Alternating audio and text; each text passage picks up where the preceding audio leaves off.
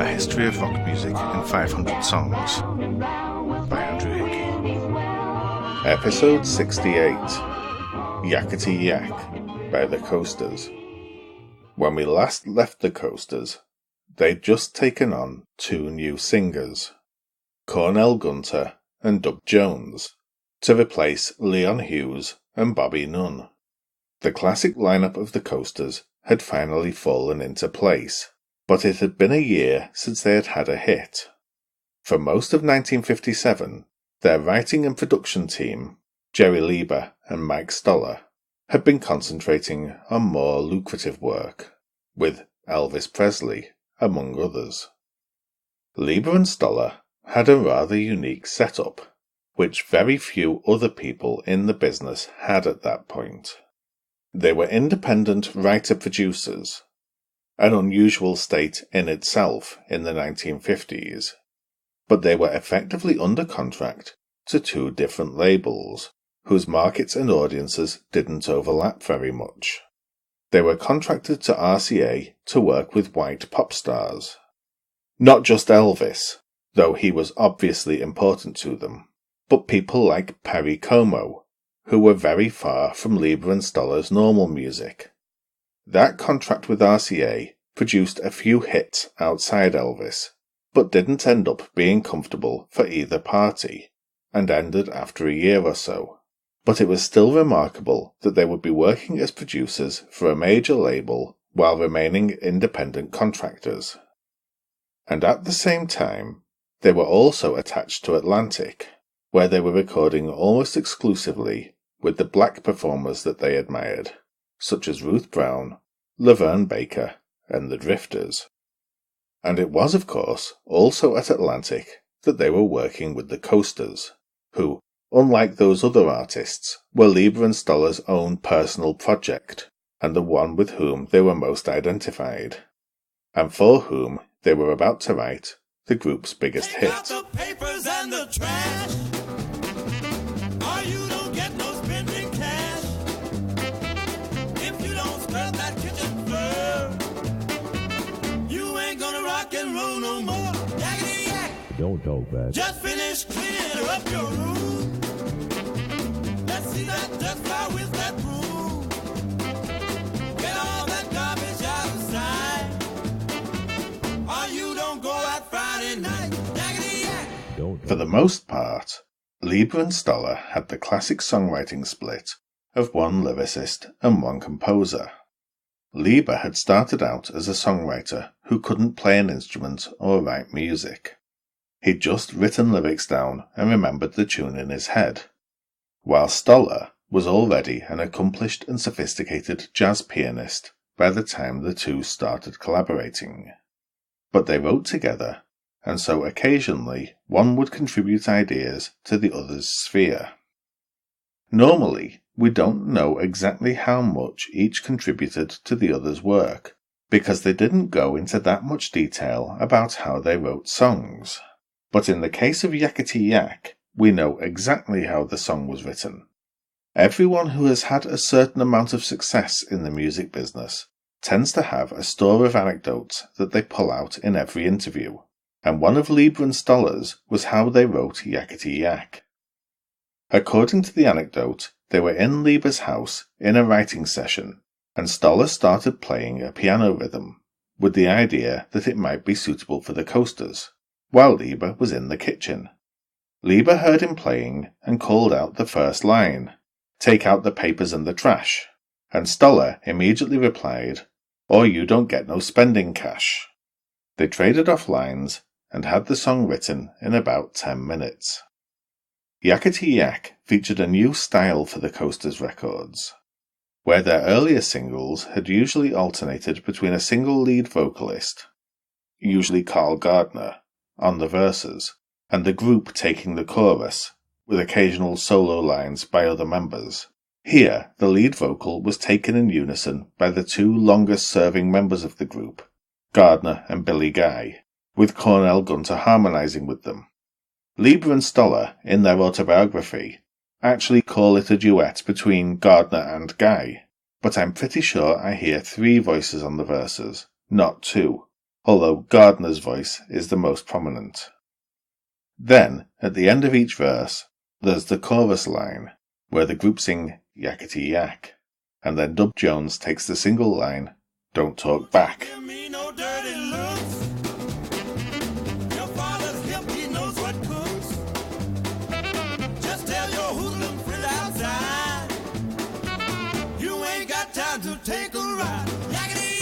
Don't talk back. This formula would be one they would come back to again and again. And there was one more element of the record that became part of the Coasters formula: King Curtis's saxophone part.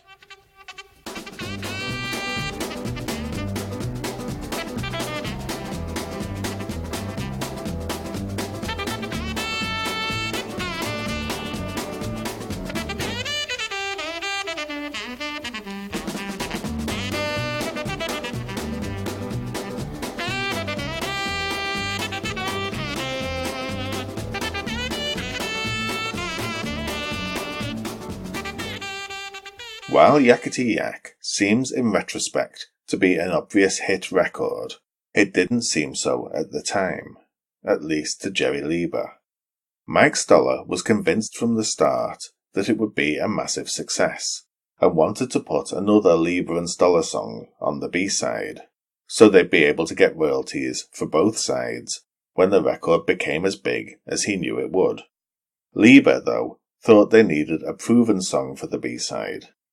Something safe for if Yakety Yak was a flop. They went with Leiber's plan, and the B-side was a version of the old song, Zing Went the Strings of My Heart, performed as a duet by Dub Jones and Cornell Gunter. Something inside of me started a symphony. Zing with the strings of my heart.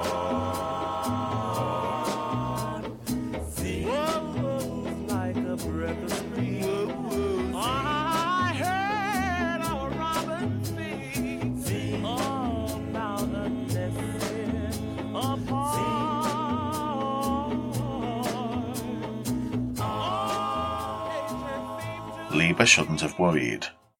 Yakety Yak was, of course, a #1 hit single. The song was successful enough that it spawned a few answer records, including one by Cornell Gunter's sister Gloria, which Cornell sang backing vocals on.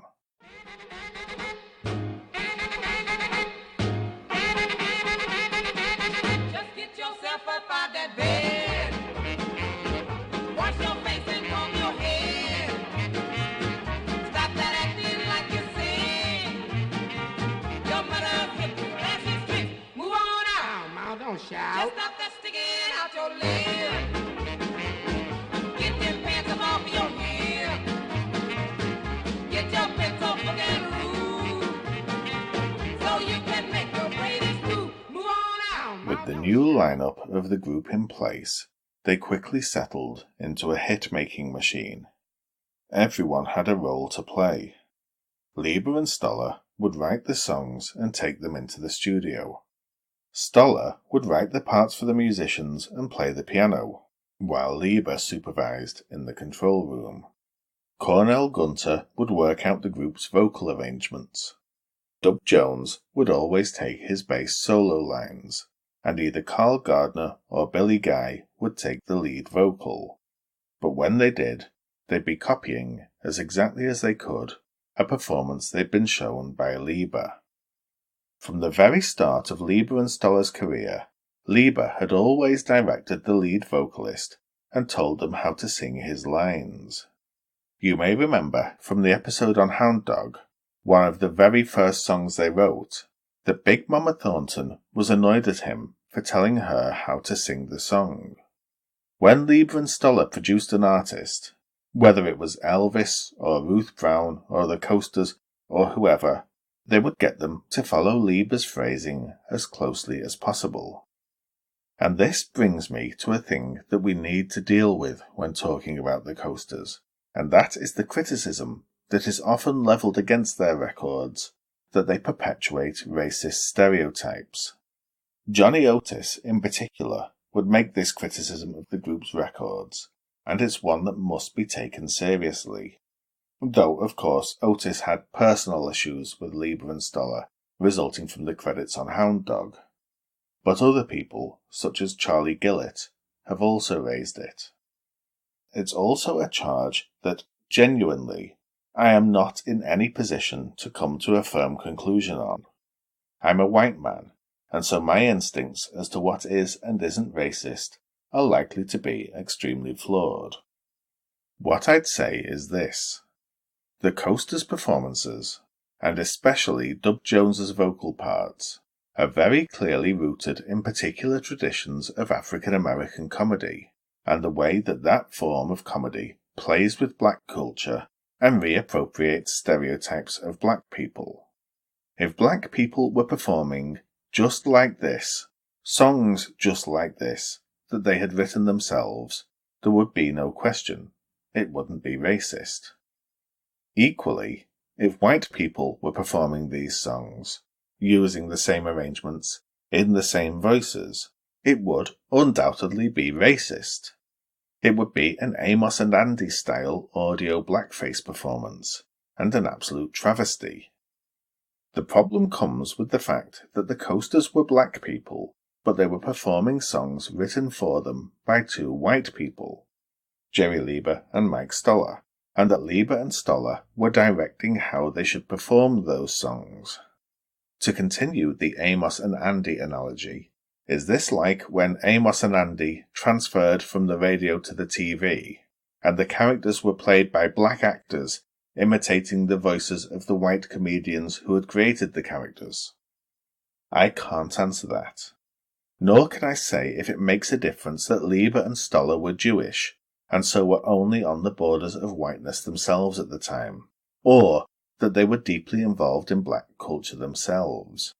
Though, that said, they also claimed on several occasions that they weren't writing about black people in particular in any of their songs.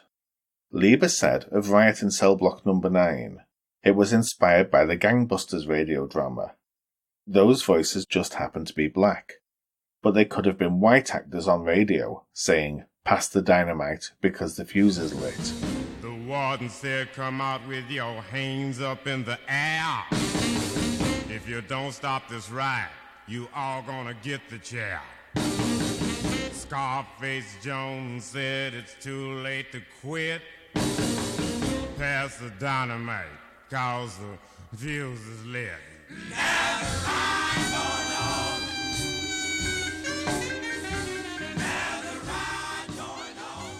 That may be the case as well. Their intent may not have been to write about specifically black experiences at all. And certainly, the Coasters' biggest hits seem to me to be less about black culture and more about generic teenage concerns. But still, it's very obvious that a large number of people did interpret the Coasters' songs as being about black experiences specifically, and about a specific type of black experience. Otis said of Leiber and Stoller, they weren't racist in the true sense of the word, but they dwelled entirely on a sort of street society. It's a very fine point. Sure, the artist who performed and created these things, that's where he was. He wasn't a family person going to a gig, he was in the alleys, he was out there in the street trying to make it with his guitar. But while it might be a true reflection of life, it's not invariably a typical reflection of the typical life in the black community. The thing is, as well, a lot of this isn't in the songwriting, but in the performance, and that performance was clearly directed by Leiber. I think it makes a difference, as well, that the Coasters had two different audiences. They had an R&B audience, who were mostly older black people, and they had a white teenage audience. Different audiences preferred different songs, and again, there's a difference between black performers singing for a black audience and singing for a white one. I don't have any easy answers on this one. I don't think that whether something is racist or not is a clear binary, and I'm not the right person to judge whether the Coasters' music crosses any lines. but I thought it was important that I at least mention that there is a debate to be had there, and not just leave the subject alone as being too difficult. The song Johnny Otis singled out in the interview was Charlie Brown, which most people refer to as the follow-up to Yakety Yak.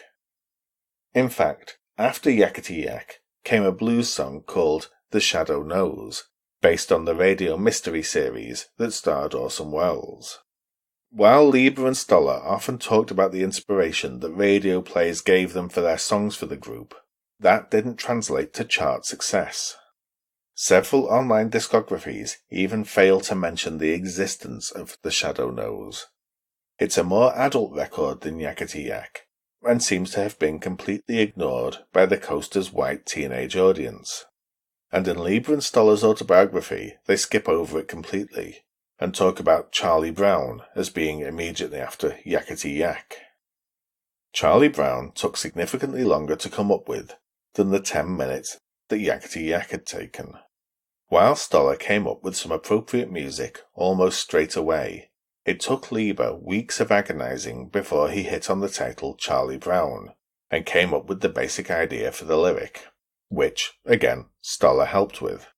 It's clear, listening to it, that they were trying very deliberately to replicate the sound of Yakety Yak. Who walks in the classroom, cool and slow?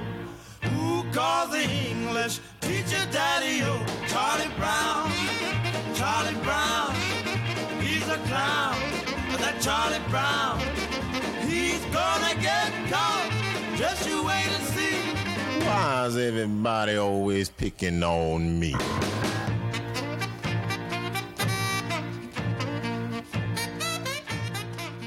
Charlie Brown was almost as big a hit as Yakety Yak, reaching number 2 on the pop charts. So of course they followed it with a third song along the same lines, Along Came Jones. This time, the song was making fun of the plethora of Western TV series. Down in my easy chair and turned on channel 2. A bad gunslinger called Salty Sam was a chasing poultry suit. He trapped her in the old sawmill and said with an evil laugh, If you don't give me the deed to your ranch, I'll saw you all in half. and then he grabbed her, and then he tied her up, and then he turned on the buzzsaw, and then along came Jones. While that's a fun record, it only reached number 9 in the pop charts. Still a big success, but nowhere near as big as Charlie Brown or Yakety Yak. Possibly Along Came Jones did less well than it otherwise would have, because the Olympics had had a recent hit with a similar record, Western movies. To save my soul, I can't get a date. My baby's got a tune on Channel 8. White eggs and big Cheyenne, coming through the TV, shooting up the land. My baby loved the Western movies. My baby loved the Western movies. Either way, the public seemed to tire of the unison vocals and honking sax formula, while the next single was meant to be a song called I'm a Hog for You Baby, which was another iteration of the same formula, although with a more bluesy feel and a distinctly more adult tone to the lyrics. Listeners instead picked up on the B-side, which became their biggest hit among black audiences, becoming their 4th and final R&B number 1, as well as their last top 10 pop hit. This one was a song called Poison Ivy, and it's frankly amazing that it was even released, given that it's blatantly about sexually transmitted diseases. The song is about a woman called Poison Ivy, and it talks about mumps, measles, chickenpox and more, before saying that poison ivy will make you itch, and you can look but you'd better not touch. It's hardly subtle. Will make you bumpy, and mumps will make you lumpy, and chicken pox will make you jump and twitch. A common cold will fool ya, and whooping cough can cool ya. The poison ivy Lord will make you itch. You're gonna need an ocean of calamine lotion. You'll be scratching like a hound the minute mess around. Poison ivy, poison ivy. Late at night while you're sleeping, poison ivy. Shortly after that, Adolf Jacobs left the group. While he'd always been an official member, it had always seemed somewhat strange that the group had one non-singing instrumental member, and that member wasn't even a particularly prominent instrumentalist on the records, with Mike Stoller's piano and King Curtis's saxophone being more important to the sound of the records. Poison Ivy would be the group's last top 10 hit, and it seemed to signal Leiber and Stoller getting bored with writing songs aimed at an audience of teenagers. From that point on, most of the group's songs would be in the older style that they'd used with the Robins. Songs making social comments and talking about adult topics. The next single, What About Us, which was a protest song about how rich, and by implication white people, had an easy life while the singers didn't have anything, only reached number 17. And there seems to have been a sort of desperate flailing about to try new styles. They released a single of the old standard Bésame Mucho, which extended over 2 sides, the second side mostly being a King Curtis saxophone solo. That only went to number 70. Then they released the first single written by a member of the group, Wake Me, Shake Me, which was written by Billy Guy. That was backed by the old folk song Stew Ball, and didn't do much better, reaching number 51 on the charts. The song after that was an attempt at yet another style, and it did even worse in the charts, but it's now considered one of the Coasters' great classics. Clothesline, Wrap It Up, was a comedy blues song written by a singer called Kent Harris, and performed by him under the name Boogaloo and his Solid Crew, and it seems to have been modelled both on the early Robins songs that Leiber and Stoller had written, and on Chuck Berry's No Money Down. I was shopping for a suit the other day, and I walked into the department store. I stepped on the elevator and told the girl, dry goods flow. When I got off, a salesman come up to me. He said, what can I do for you? I said, go in and show me all them sport clothes like you supposed to. He said, well, this year the country's on a continental kick. Everybody likes the Latin designs. I said, well, do you have? He said, we got everything. You see, clothes is our line. Wrap it up. Leiber and Stoller told various different stories over the years about how the Coasters came to record what they titled Shopping for Clothes.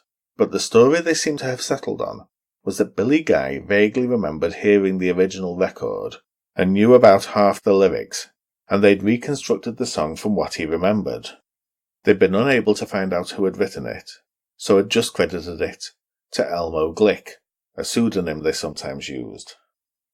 The new version of the song was reworked significantly, and in particular it became a dialogue, with Billy Guy playing the shopper and Dub Jones playing the sales assistant. And walked into the department store. Stepped on the elevator and told the girl, dry goods flow.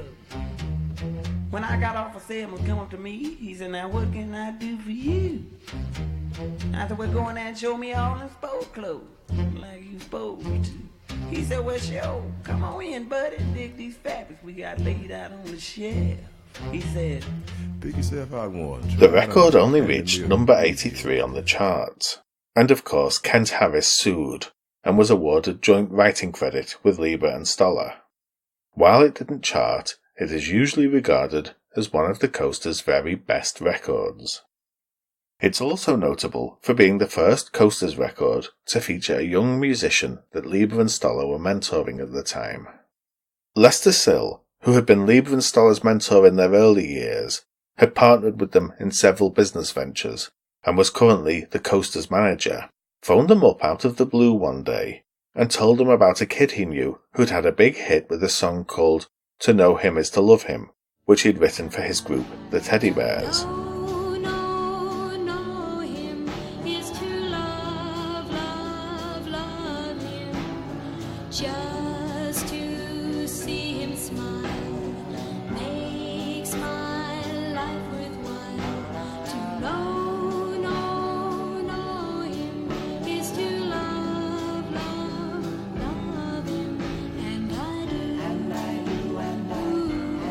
That record had been released on Trey Records, a new label that Sil had set up with another producer, Lee Hazelwood. Sil said that the kid in question was a huge admirer of Leiber and Stoller and wanted to learn from them. Would they give him some kind of job with them so he could be like an apprentice?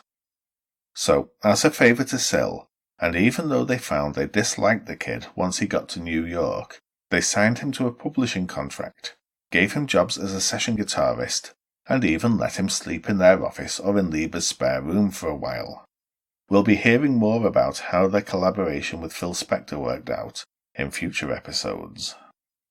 Around the time that Shopping for Clothes came out, the group became conscious that their time as a pop chart act with a teenage fan base was probably close to its end, and they decided to do something that Carl Gardner had wanted to do for a while, and try to transition into the adult white market, the kind of people who were buying records by Tony Bennett or Andy Williams.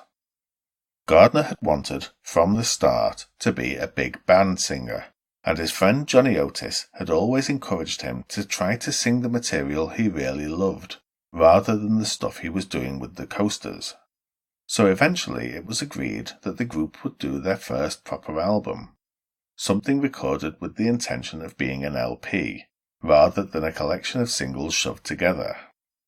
The record was to be titled One by One, and would have the group backed by an orchestra, singing old standards. Each song would have a single lead vocalist, with the others relegated to backing vocal parts. Gardner took lead on 4 songs, and seems to have believed that this would be his big chance to transition into being a solo singer, but it didn't work out like that. The album wasn't a particular success, either commercially or critically, but to the extent that anyone noticed it at all, they mostly commented on how good Cornell Gunter sounded. Gunter had always been relegated to backing roles in the group. He was an excellent singer and a very strong physical comedian, but his sweeter voice didn't really suit being lead on the material that made the group famous. Gunter had always admired the singer Dinah Washington, and he used to do imitations of her in the group's shows. Getting the chance to take a solo lead on 3 songs, he shone with his imitation of her style. Is easy living, it's easy to live when you're in love, and I'm so in love. There's nothing in life but you. Lord, I'll never read. For comparison, this is Washington's version of the same song. Living for you is easy living. It's easy to live when you're in love. Yes, and I'm so in love. There's nothing in life but you.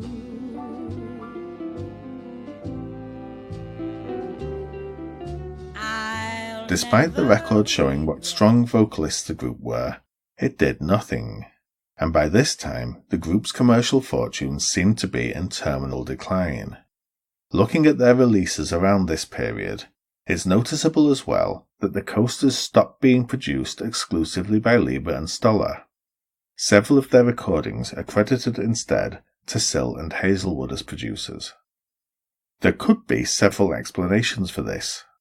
It could be that Leiber and Stoller were bored of working with the Coasters, or it could be that they thought that getting in another production team might give the group a boost. After all, Sil and Hazelwood had recently had a few hits of their own, producing records like Rebel Rouser by Dwayne Eddy.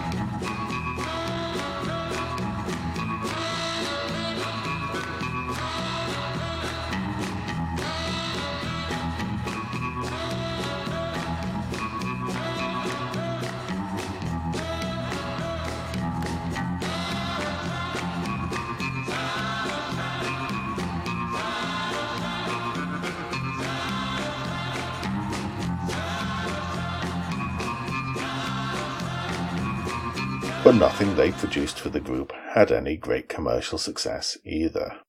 The group's last top 30 hit was another Leiber and Stoller song, one that once again shows the more adult turn their writing for the group had taken. Step right up, folks, and see little Egypt do a famous dance of the pyramids. She walks, she talks, she crawls on her belly like a reptile.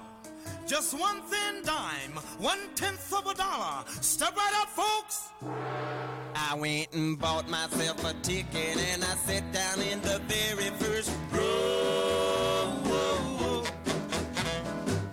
They pulled the curtain up and when they turned the spotlight way down low, little Egypt came out strutting, wearing nothing but a button and a bow. Little Egypt was originally the stage name for 3 different belly dancers, 2 of whom performed in Chicago in the mid-1890s and introduced the belly dance to the American public, and another who performed in New York a few years later and was the subject of a scandal when a party she was performing at was raided, and it was discovered she planned to perform nude. These dancers had been so notorious that as late as the early 1950s, nearly 60 years after their careers, there was a highly fictionalized film supposedly based on the life of one of them. Whether Leiber and Stoller were inspired by the film, or just by the many exotic dancers who continued using variations of the name, their song about a stripper would be the last time the Coasters would have a significant hit. Shortly after its release, Cornell Gunter decided to leave the group and take up an opportunity to sing in Dinah Washington's backing group. He was replaced by Earl Speedo Carroll, who had previously sung with a group called the Cadillacs, whose big hit was Speedo.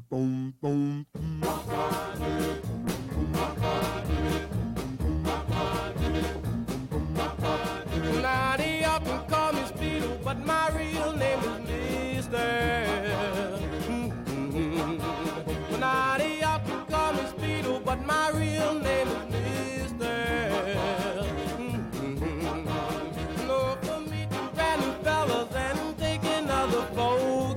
Carroll, according to Leiber and Stoller, was so concerned about job security that he kept his day job as a school janitor after joining the Coasters. Unfortunately, Gunter was soon sacked by Dinah Washington, and he decided to form his own group, and to call it the Coasters. A more accurate name might have been the Penguins, since the other 3 members of his new group had been members of the Penguins previously. Gunter had come out of the same stew of vocal groups as the Penguins had, and had known them for years. Gunter's group weren't allowed to record as the Coasters, so they made records just under Gunter's own name, or as Cornell Gunter and the Cornells. It's such a thrill to hold you close to me tenderly. But when I wait, I find the ecstasy of memory. Once I heard someone say, every dream has its day. But while he couldn't make records as the Coasters, his group could tour under that name, and they were cheaper than the other group. Gunter was friends with Dick Clark, and so Clark started to book Gunter's version of the group, rather than the version that was in the studio. Not that the group in the studio was exactly the same as the group you'd see live, even if you did go to see the main group. Billy Guy decided he wanted to try a solo career, but unlike Gunter, he didn't quit the group. Instead, he had a replacement go out on the road for him, but still sang with them in the studio. None of Guy's solo records did particularly well, and several of them ended up getting reissued under the Coasters name, even though no other Coasters were involved.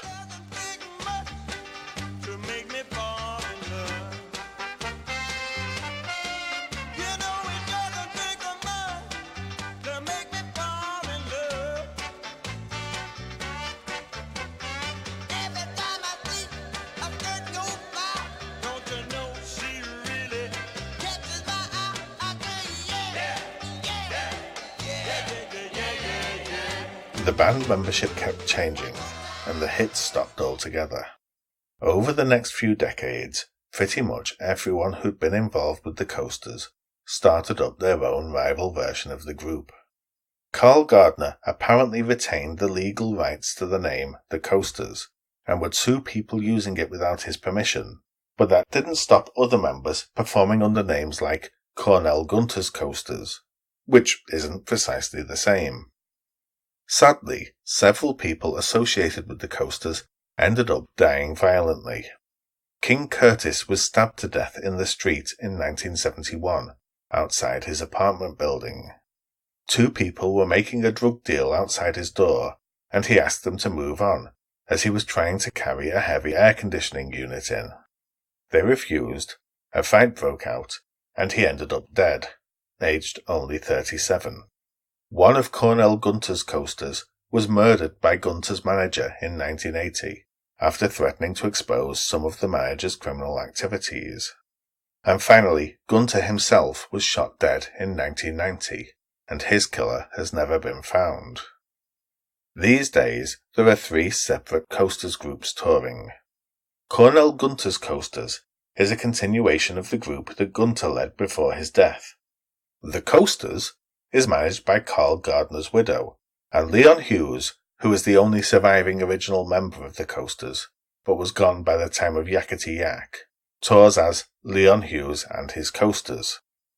The Coasters are now all gone, other than Hughes, but their records are still remembered. They created a sound that influenced many, many other groups, but has never been replicated by anyone. They were often dismissed as just a comedy group, but as anyone who has ever tried it knows, making music that is both funny and musically worthwhile is one of the hardest things you can do. And making comedy music that's still enjoyable more than 60 years later, no one else in rock and roll has ever done that. A History of Rock Music in 500 Songs is brought to you by the generosity of my backers on Patreon. Each week, Patreon backers will get a 10-minute bonus podcast. This week's is on Tears on My Pillow by Little Anthony and the Imperials. Visit patreon.com/Andrew Hickey to sign up for as little as $1 a month. A book based on the first 50 episodes of the podcast, From Savoy Swingers to Clock Rockers, is now available. Search Andrew Hickey 500 Songs on your favourite online bookstore or visit the links in the show notes. This podcast is written, produced and narrated by me, Andrew Hickey. Visit 500songs.com, that's 500 the numbers songs.com, to read transcripts and liner notes and get links to hear the full versions of songs excerpted here. If you've enjoyed the show and feel it's worth reviewing, please do leave a review wherever you get your podcasts. But more importantly, tell just one person that you liked this podcast. Word of mouth, more than any other form of promotion, is how creative works get noticed and sustain themselves. Thank you very much for listening.